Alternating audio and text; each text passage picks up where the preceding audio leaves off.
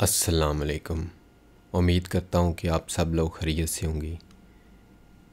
आज का हमारा मौजू है, क्या यूक्रेन जैसा छोटा मुल्क रूस जैसी आलमी ताकत को शिकस्त से दोचार कर सकता है।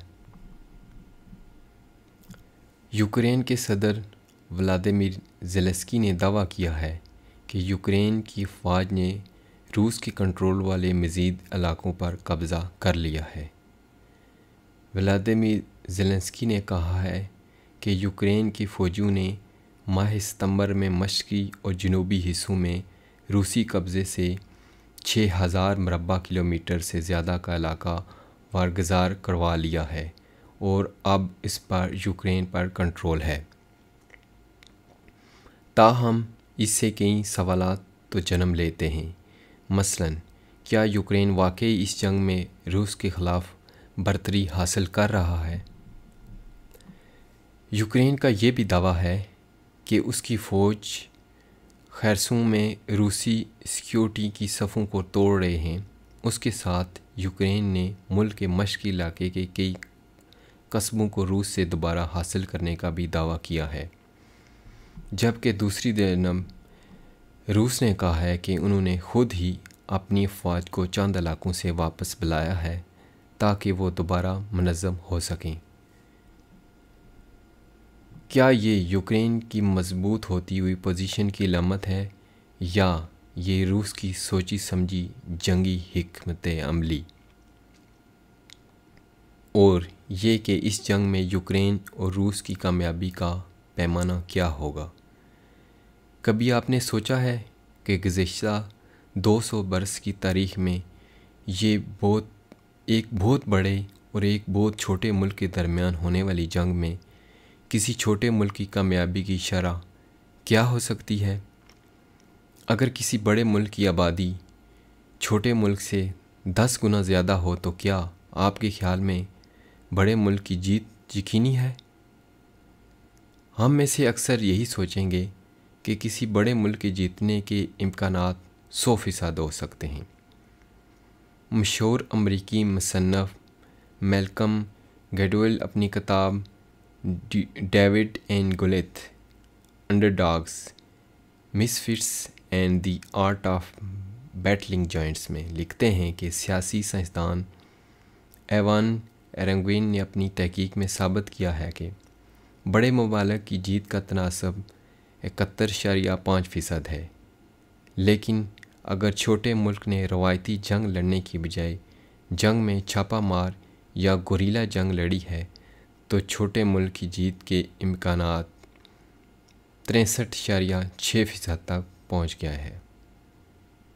तो क्या यूक्रेन तारीख़ के इन 1/3 ममालिक की फ़हरिस्त में जगह बना पाएगा जिन्होंने अपने से बहुत बड़े मुखालिफ का सामना किया और फतह समेटी? रूस communist super power Soviet union की मजबूत फ़ौजी ताकत का जानशीं है। 70 साल तक उसकी फ़ौज ने अमेरिका और मगरबी ममालिक की आंखों में आंखें डालकर अपनी सलाहियतों का लोहा मनवाया है। एक वक्त था जब मॉस्को में कम्युनिस्ट पार्टी की क़यादत के पास दुनिया को कई बार तबाह करने की सलाहियत के हामिल एटमी हथियारों का बटन था। इस दौर को सर्द जंग का दौर कहा गया, जो बज़ाते खुद एक बाहम मुतज़ाद जुमला है। वो फ़ौज जिसकी दुनिया भर में मौजूदगी थी और जिसने हिटलर की नाज़ी इंतज़ामिया को तबाह करने में अहम किरदार अदा किया था, उसे 1980 की दहाई में अफ़गानिस्तान में अपनी पहली शिकस्त का मज़ा चखना पड़ा था।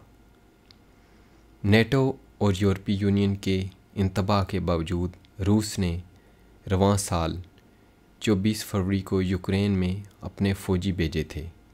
रूस ने अपने इस इक़दाम को फ़ौजी मुहिम कहा, लेकिन यूक्रेन ने उसे हमला करार दिया।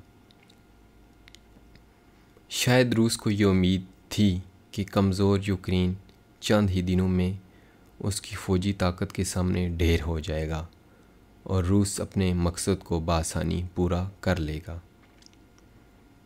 फ़ज़ाई, ज़मीनी और बहरी तीनों ज़राए से रूस ने इब्तिदा में ही यूक्रेन को बेबस सा कर दिया था। ऐसा लगने लगा था कि चंद दिनों में यूक्रेन का वजूद ख़तरे में पड़ जाएगा। मगरबी ममालिक और अमरीकी इंतज़ामिया रूस को तनकीद का निशाना बना रहे थे, रूस पर इक़्तिसादी पाबंदियाँ आयद कर रहे थे, लेकिन वो सर्द जंग के दौर से गैर तहरीरी कवानीन के तहत जंग में बराह रास्त शामिल नहीं हो रहे थे, क्योंकि नेटो के जंग में शामिल होने से इस जंग की तस्वीर यकसर तब्दील हो जाती।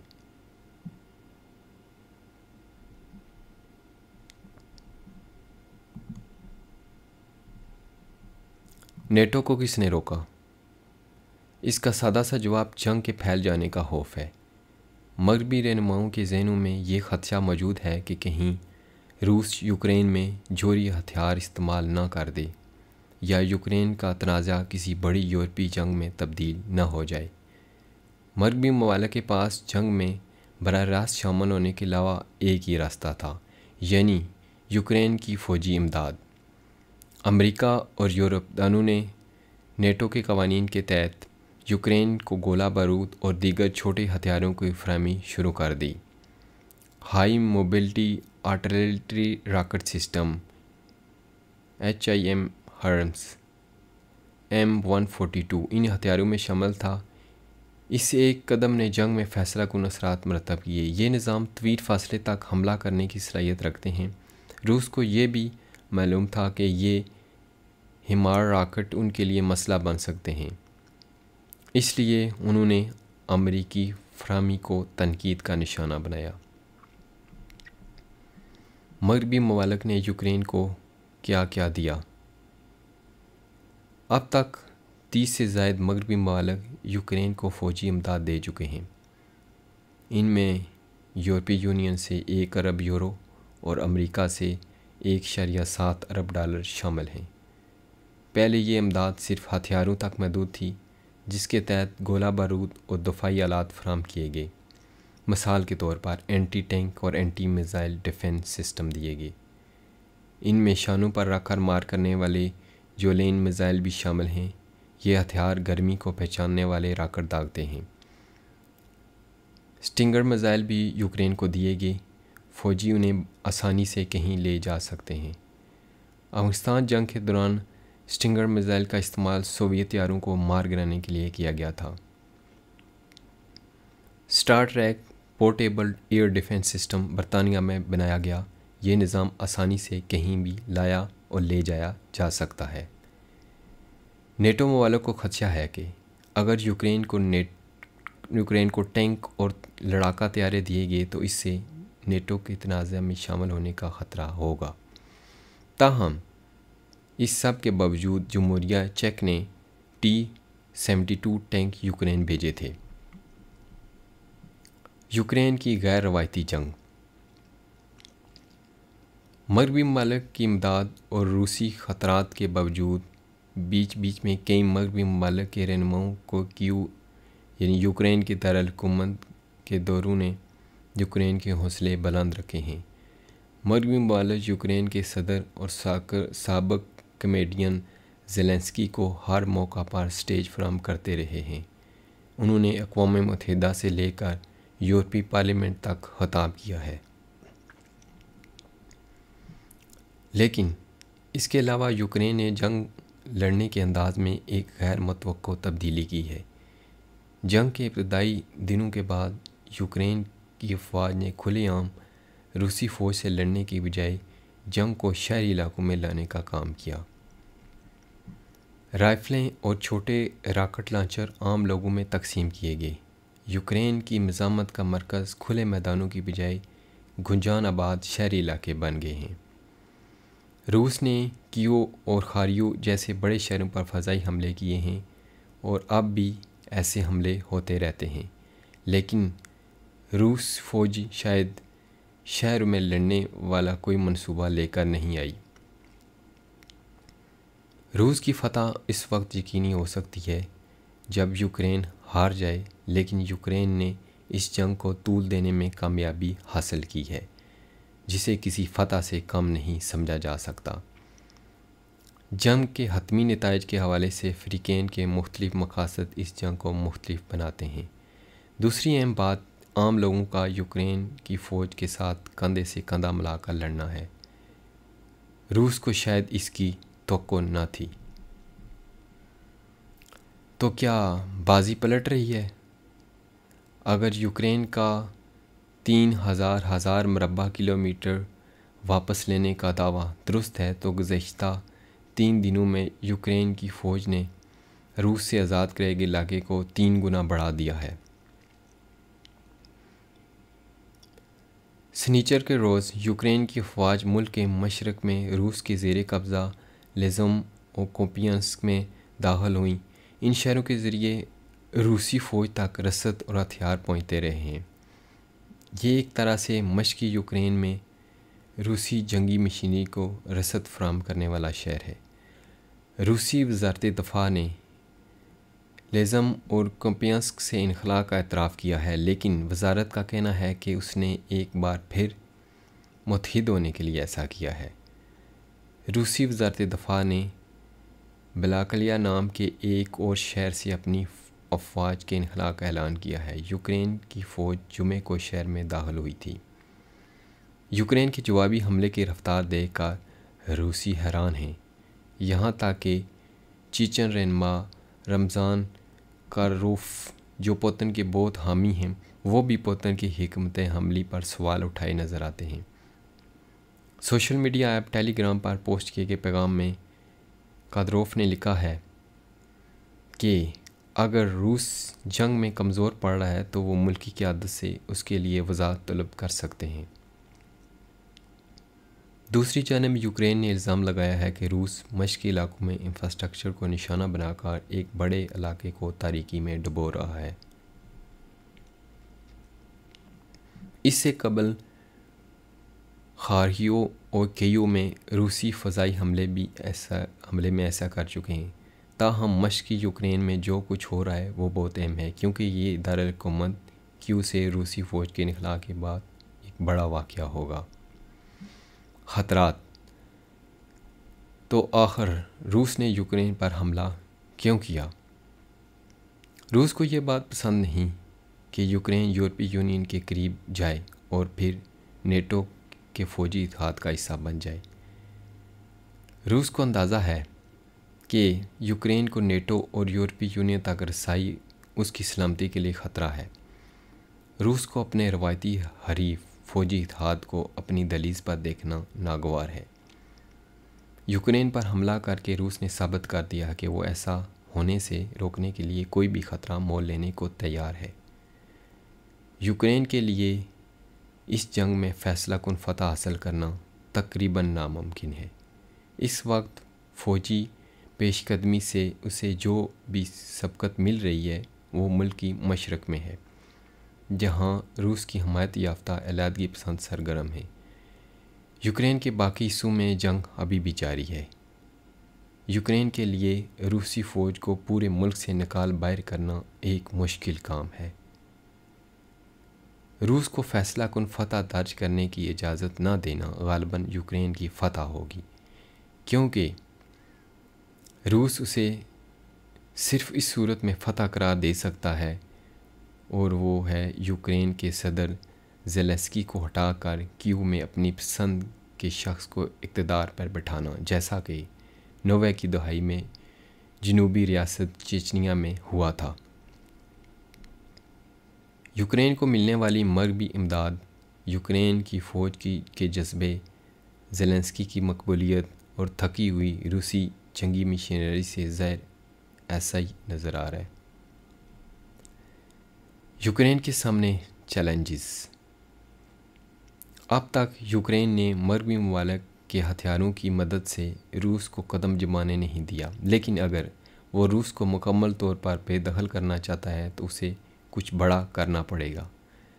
यूक्रेन के ज़्यादातर शहरी इस वक्त सदर व्लादिमीर ज़ेलेंस्की को जंगी हीरो समझते हैं, लेकिन उन्हें रूसी जारहियत के लिए तैयारी पर तनकीद का भी सामना है।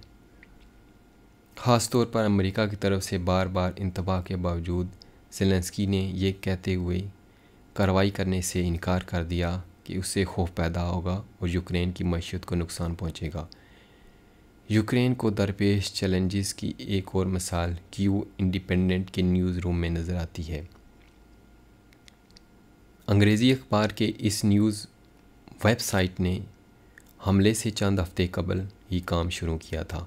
वेबसाइट के एडिटर इन चीफ ओलेगा रोजेंको ने कहा है कि फरवरी में जब जंग शुरू हुई, जब हालात बहुत गैर यकीनी थे, हमें नहीं मालूम था कि पूरे मुल्क पर हमला किया जाएगा या हम जिंदा भी रह पाएंगे।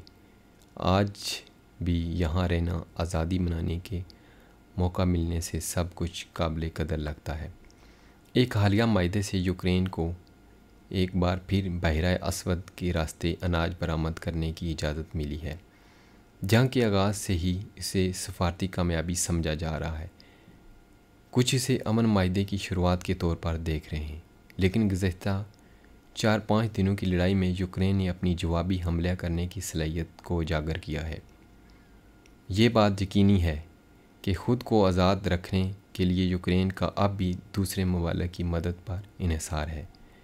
लेकिन ये भी कहा जा सकता है कि जिस मकसद के लिए रूस ने यूक्रेन में फ़ौजी भेजने का ख़तरा मोल लिया था, वो बेमुश्किल ही पूरा हो सका है।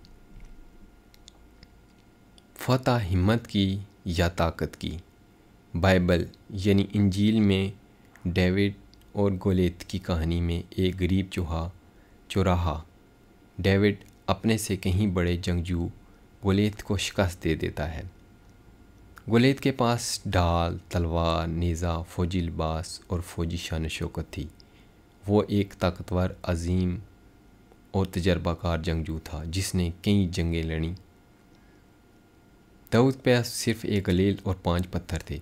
जैसा कि हमने ज़िक्र किया है कि अमेरिकी मुसन्नफ़ मैल्कम गुडवेल ने मशहूर किताब David and Goliath, underdogs, misfits and the art of battling giants लिखी है। वो दलील देते हैं कि हम डेविड के हथियारों और उसकी सलाहियतों पर शक करते हैं, लेकिन गोलियत की खामियां हमें नज़र नहीं आती। अंजील में दर्ज है कि गोलियत एक महावन की मदद से लड़ने के लिए ड्यूड के पास पहुँचे। बाइबल में यह भी लिखा है गोलियत बहुत आस्ता चल रहा था, शायद उसे दूर तक नज़र भी नहीं आता था। जो चीज़ गोलियत को मजबूत बनाती थी वही उसकी सबसे बड़ी कमज़ोरी भी थी। इसमें हमारे लिए एक सबक है।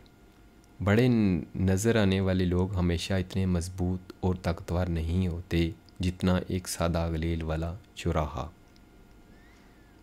रूस और यूक्रेन की जंग में बाइबल की इस कहानी से मुमासलत है या नहीं, लेकिन इतनी बात तो है कि एक मजबूत जंगजू के लिए जंग में अपने दुश्मन की ताकत का गलत अंदाज़ा ज़िंदगी और मौत का सबब हो सकता है।